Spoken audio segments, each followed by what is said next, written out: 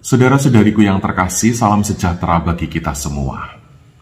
Kemampuan menyangkal diri itu adalah salah satu ciri dan salah satu tuntutan untuk setiap pengikut Yesus Kristus. Ia bersabda, setiap orang yang mau mengikuti aku, ia harus menyangkal dirinya, ia harus memikul salibnya setiap hari, dan ia harus mengikuti aku.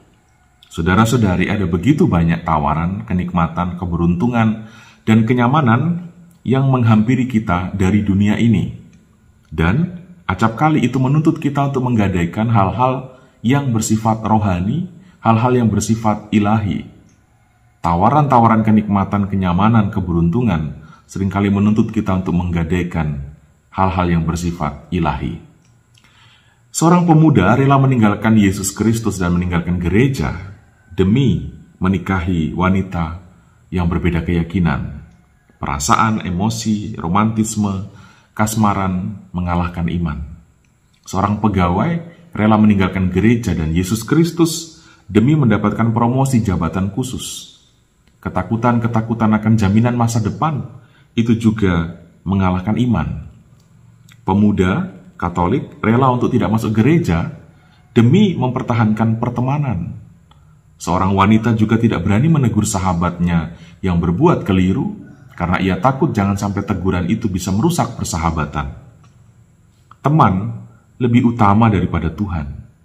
Relasi dan keakraban mengalahkan iman. Persahabatan manusiawi kerap mengorbankan persahabatan dengan Dia yang ilahi. Yesus mengingatkan apa gunanya memperoleh seluruh dunia tetapi membinasakan dan merugikan diri sendiri. Yesus mengingatkan perihal prioritas sejati dalam hidup.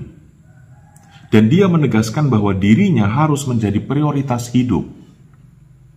Menjadikan Kristus sebagai prioritas itu memang akan membuat kita menjumpai dan mengalami pelbagai ketidaknyamanan dan ketidakberuntungan. Tetapi ketidaknyamanan dan ketidakberuntungan yang terjadi karena kita setia untuk mengikuti Yesus Kristus sebenarnya adalah jalan pemurnian, jalan penyelamatan, jalan pengudusan.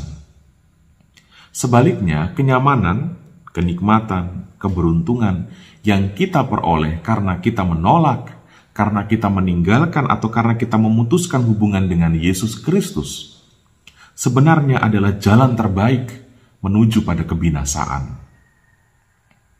Nah, tentang mereka yang meninggalkan dan menolak Kristus, menolak untuk hidup di dalam Kristus, menolak untuk hidup bersama Kristus, saya kerap kali berpikir mereka ini terlihat hidup, tetapi kehidupannya mirip dengan zombie atau mirip dengan mayat berjalan.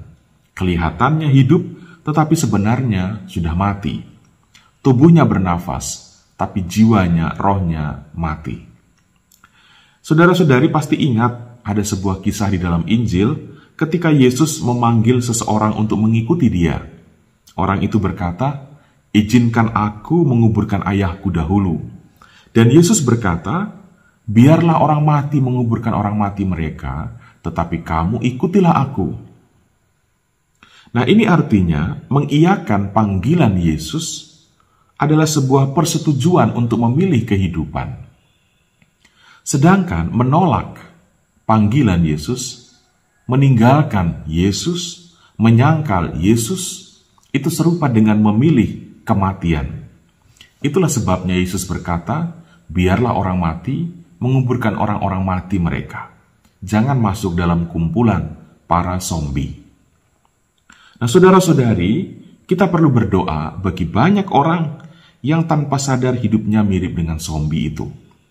Dan kita juga perlu berdoa supaya kita tidak menjadi seperti zombie. Terlihat hidup, tetapi sejatinya kita mati.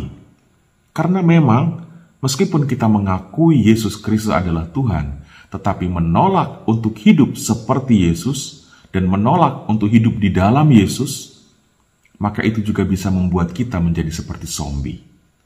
Pengakuan saja tidak cukup. Yang diperlukan adalah mengikuti jejak-jejak Kristus. Nah, saudara-saudari, hidup disebut sungguh-sungguh hidup jika hidup dijalani dalam kebersamaan dengan Tuhan Yesus. Hanya hidup yang menyerupai Yesuslah. Hidup itu disebut sungguh-sungguh hidup. Tuhan Yesus memberkati kita semua.